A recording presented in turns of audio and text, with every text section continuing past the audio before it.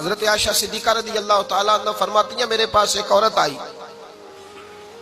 تو میں نے اس کے ساتھ 2 بیٹیاں تھی اس کی، میرے پاس 3 کھجوریں تھی، میں نے اس بی بی کو دے دی، 2 بیٹیاں تھیں۔ اس عورت نے کیا کیا، میں دیکھ رہی تھی، ماں تھی نا اور بیٹیوں کی ماں تھی، اس نے پہلے ایک ایک کھجور دونوں بیٹیوں کے منہ میں ڈالی،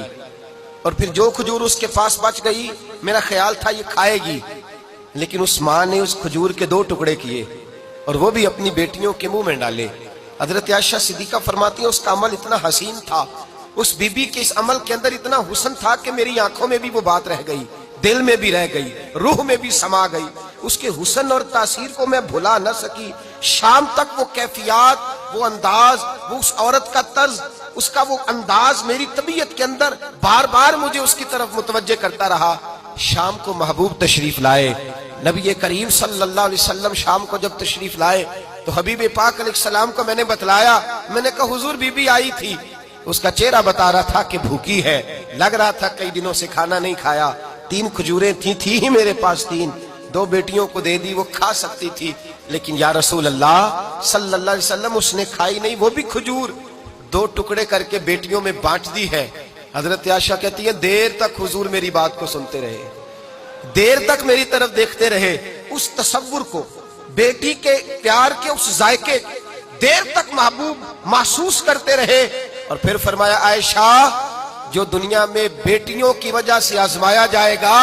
جب قیامت کا دن آئے گا تو رب اس سے حساب نہیں لے گا، بے حساب ہی جنت میں داخل فرما دے گا۔ اللہ پھر اس سے حساب نہیں لے گا جو بیٹی کے سبب سے آزمایا جائے۔ یعنی حضور نے باپ کو کہا کہ بیٹی کو مصیبت نہ سمجھنا،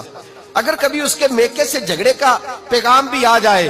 اگر کبھی دوبارہ تجھے اس کی طرف پلٹ کر جانا بھی پڑے، میرے نبی پاک صلی اللہ علیہ وسلم سے کسی صحابی نے کہا تھا یا رسول اللہ بہترین صدقہ کون سا ہے؟ حضور بہترین صدقہ کون سا ہے؟ وہ میرا مال جو اللہ کے راستے میں خیرات کروں تو رب مجھے زیادہ اجر عطا کرے، وہ کون سا ہے؟ تو میرے نبی پاک نے فرمایا اگر تیری بیٹی واپس لوٹ آئی،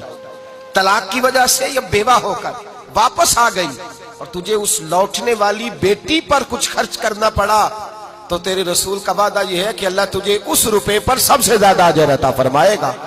اس پیسے پر اللہ تجھے سب سے زیادہ۔ انہیں بوجھ نہ جاننا، ان کی آزمائشوں پہ پریشان نہ ہونا۔ گھر کبھی بیٹی کا پیغام آ جائے کہ اس کو پھر سے یہ تکلیف ہوئی ہے، باپ سمجھنے لگا تھا کہ میں تو فارغ ہو گیا، نکاح کر کے میں فارغ ہو گیا، پھر اگر کبھی اسے پیغام آئے تو میرے مصطفیٰ کریم نے فرمایا وہ پریشان نہ ہو، وہ دکھی نہ ہو، بلکہ جو بیٹی کی وجہ سے آزمایا جائے گا اس سے تو حساب ہی نہیں لیا جائے گا، اللہ بغیر حساب ہی جنت عطا فرما دے گا۔ اتنا بڑا مقام، اتنی بڑی عظمت اور فضیلت اللہ کے رسول نے بیٹیوں کے ماں باپ کو عطا فرمائی۔